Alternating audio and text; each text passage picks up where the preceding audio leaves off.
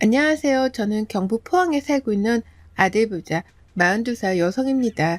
지금은 가정주부로 남편의 내조와 아이들 케어에 힘쓰고 있답니다.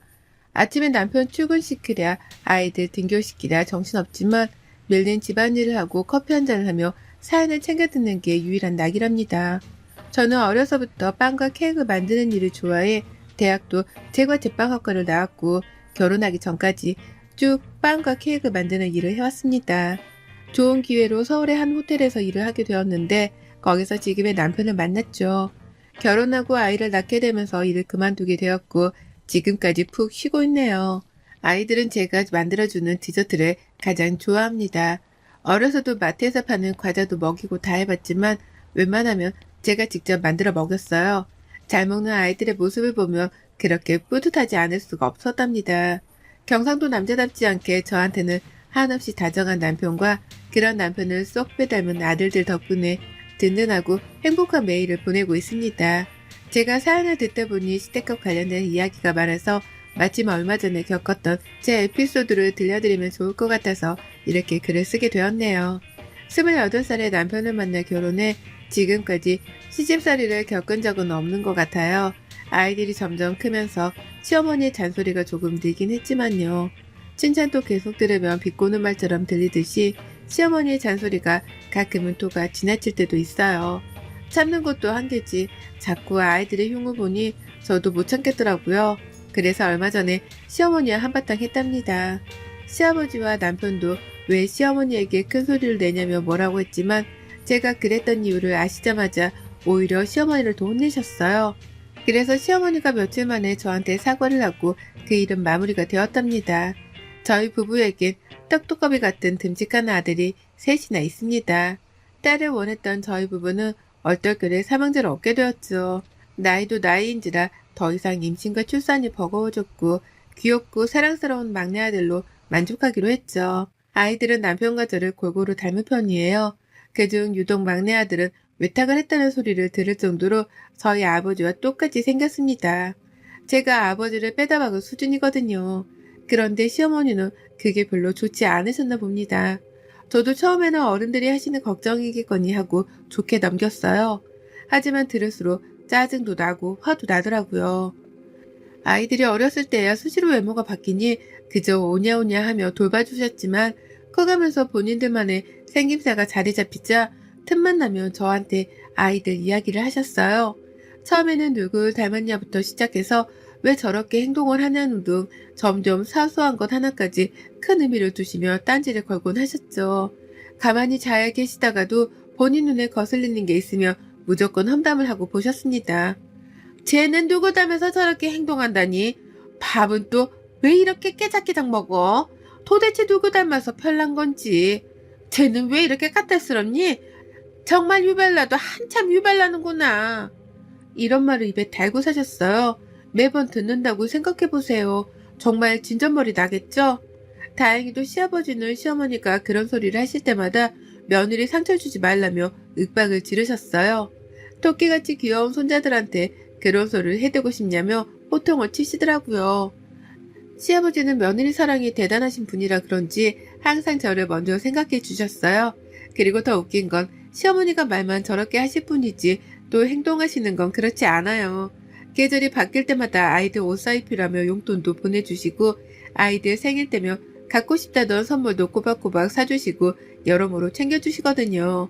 언행불이시라는 말이 있듯이 행동은 정말 여느 할머니들과 다름없지만 말로 점수를 다 깎는 분이 우리 시어머니십니다. 아이들도 어느 정도 자란 탓에 저도 일을 해보고 싶어 앙금플라워 클래스를 다녀오던 길이었어요. 집 근처에서 앙금플라워를 이용한 떡케이크, 디저트를 만드는 저만의 가게를 차리고 싶었거든요. 그날은 수업이 조금 늦게 끝나서 부랴부랴 운전을 내 집으로 가던 길이었습니다. 시어머니로부터 부재중 전화가 몇 통 와 있길래 운전을 하며 연락을 드렸죠. 아이들을 맡기고 온 탓에 무슨 문제가 있나 싶어 가는 길을 재촉하려나 보다 생각했어요.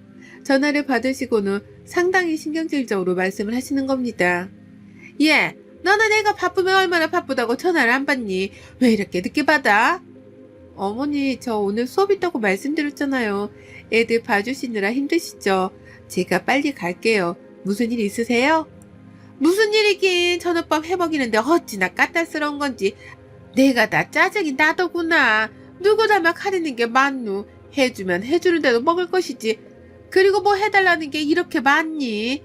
평소에 너 애들 어떻게 해먹이는 거야? 내가 해주는 음식 맛없다고 난리다. 애비도 그렇고. 제가 해주는 음식을 주로 먹어서 그럴 거예요. 너무 서운하게 생각하지 마세요. 그이도 밖에서 밥 잘 안 사 먹고 집에 와서 먹잖아요. 애들이 속 많이 썩였죠. 죄송해요. 내 음식이 맛없을 리가 없잖니. 입맛이 그렇게 까다로워서야 어디 가서 밥이라도 제대로 먹겠냐? 외식을 해도 이거저거는 뭐가 많이 들어갔네. 어쩌네. 애들이 벌써부터 그러면 나중에 어떡하려고 그러니? 얼마 전에 그이가 어머니 음식 맛이 조금 변했다고 그런 것 같은데 일단 제가 빨리 갈게요. 운전 중에 연락드린 거라 통화가 조금 그래요. 그렇게 통화를 끊고 부랴부랴 시댁으로 달려갔어요. 저와 남편도 아이들을 데리러 갈 겸 시댁에서 저녁을 먹기로 해서 그쪽에서 보기로 했습니다. 아이들과 시부모님, 남편과 함께 도란도란 앉아서 저녁 식사를 하고 귤을 까먹으며 이런저런 이야기를 했어요. 아니나 다를까 시어머니는 또 아이들 이야기를 하시기 시작했죠. 저도 사람인지라 같은 말을 듣기 짜증나더라고요. 하지만 아이들도 있고 남편도 있고 시아버지도 계시는 자리에서 선뜻 화를 낼 수가 없었습니다. 도훈아, 아까 할머니가 핸드폰 그만 보라고 했지? 너 이제 내년이면 초등학교 6학년인데 휴대폰에 빠져 살면 공부는 언제 하려고 그러니? 누구 닮아서 저렇게 고집이 세나 몰라. 그리고 윤희 너도 아까 편식하더니 지금도 과일 안 먹는 것 봐. 과일도 먹고 야채도 먹어야 살이 안 찌지. 맨날 그렇게 편식하니까 살만 디룩디룩 찌는 거야. 엄마는 말랐는데 왜 너만 살이 찌겠어? 이 할미 말 들어라. 어머니, 도훈이 휴대폰을 제가 하루에 볼 수 있는 시간 안에서만 보는 거예요. 일정 시간 지나면 핸드폰 자체가 잠겨서 볼 때 보기 냅두세요. 예, 그래도 그렇지. 어른들이 이렇게 있는데 내내 휴대폰만 들여다보고 밥도 먹는 둥 마는 둥 그게 뭐니? 누가 보면 하루 종일 휴대폰만 붙잡고 사는 줄 알겠더라.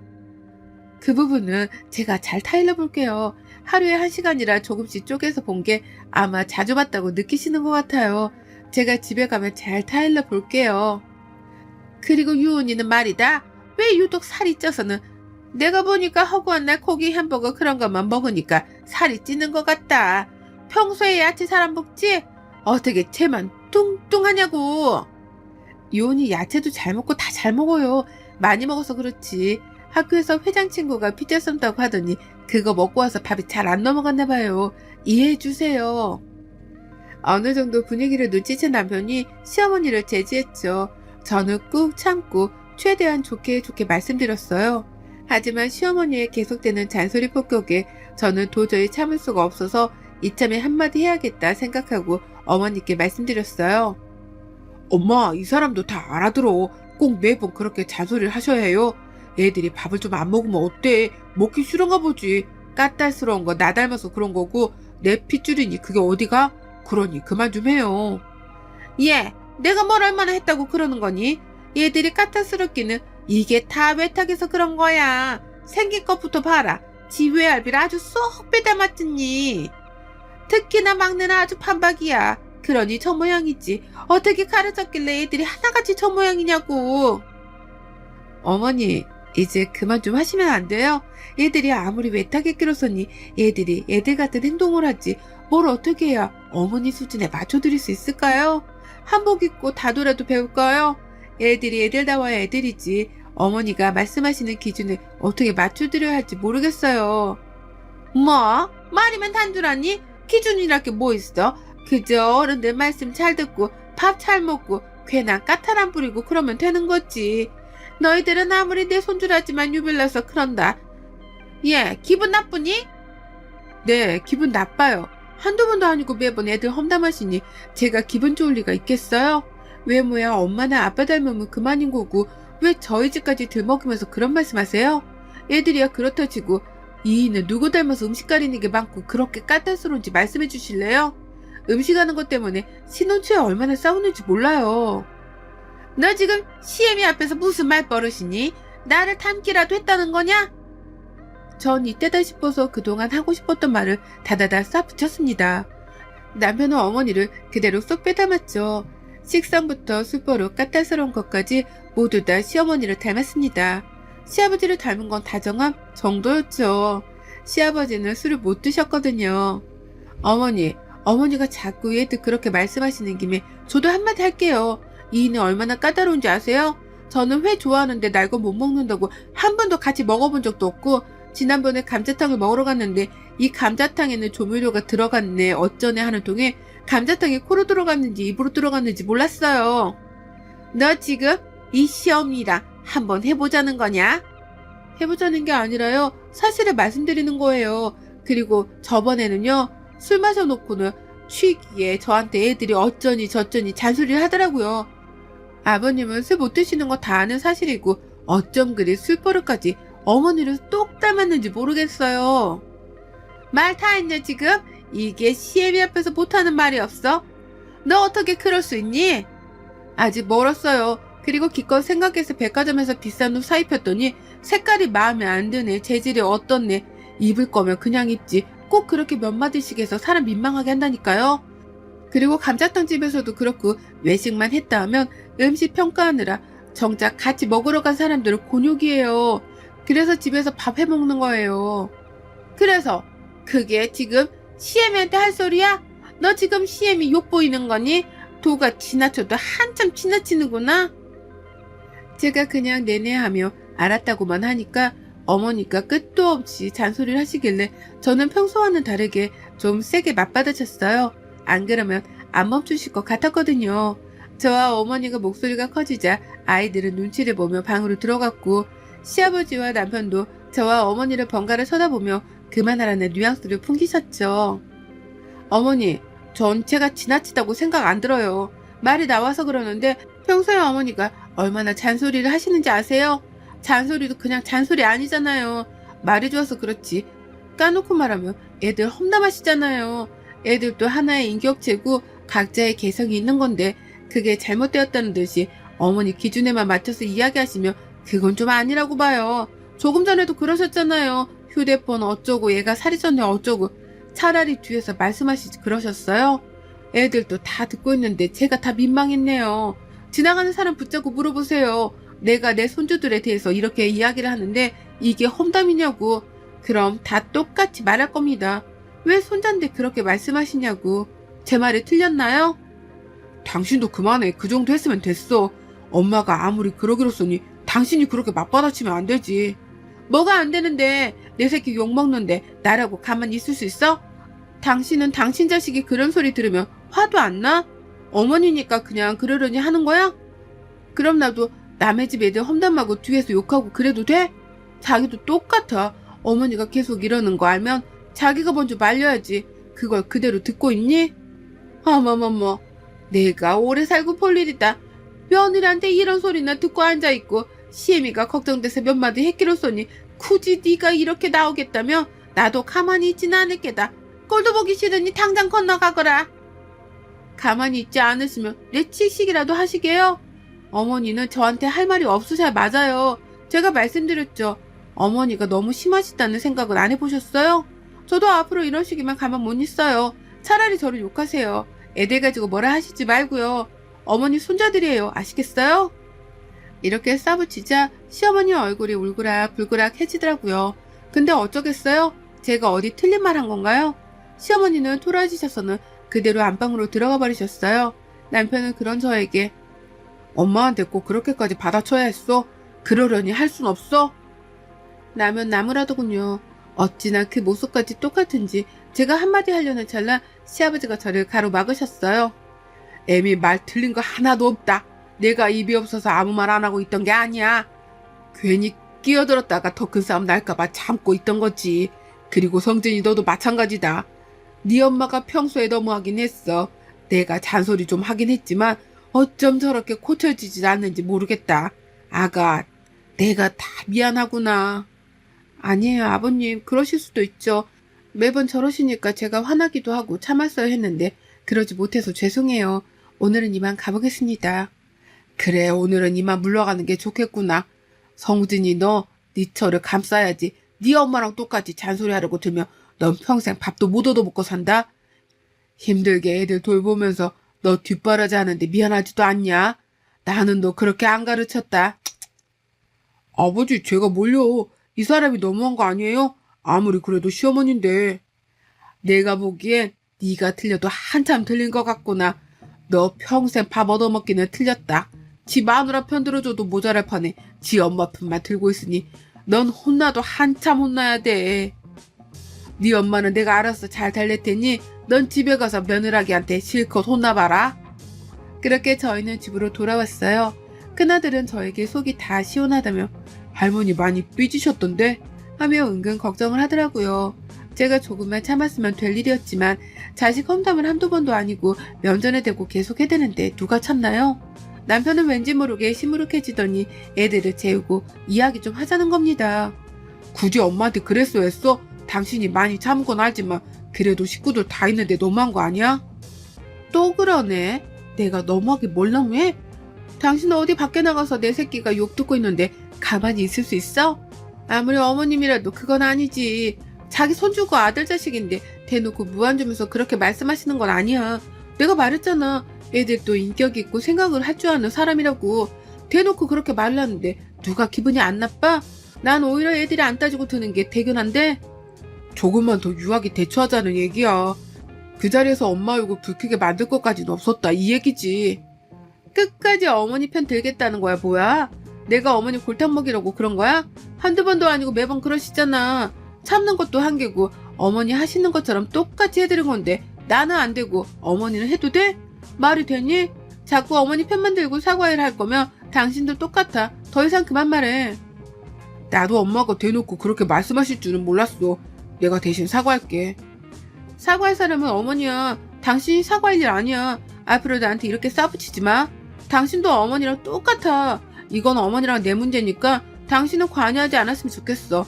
고래 싸움에 새우등 터지다 못해 밟히기 싫으면 가만히 있으라고. 알겠어, 미안해. 하여간 당신 성격은 알아줘야 한다니까. 그렇게 며칠의 시간이 지나고 집에서 아이들을 보내고 커피 한잔을 하고 있었어요. 적막하던 집에 초인종이 울리는 겁니다. 시어머니가 오신 거였어요.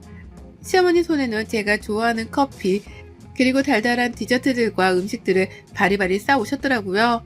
하나같이 제가 다 좋아하는 것들이었습니다. 시금치가 많이 들어간 잡채며 고기전까지. 그렇습니다. 음식을 가져다 준다는 핑계로 시어머니는 저에게 사과를 하러 오신 거였어요. 그날 기분은 나빴지만 저희가 집으로 가고 난 뒤 시아버님과 긴 대화를 나누셨다고 하더라고요. 지난 일을 돌이켜보니 자신이 너무 이기적으로 굴었던 것 같다며 미안하다고 사과를 하셨어요.